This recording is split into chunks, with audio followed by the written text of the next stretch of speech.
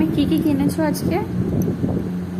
আজকে আমি একটা টয়স কিনেছি মেকআপ। একটা টয়েস না তো, একটা টয়স আর একটা।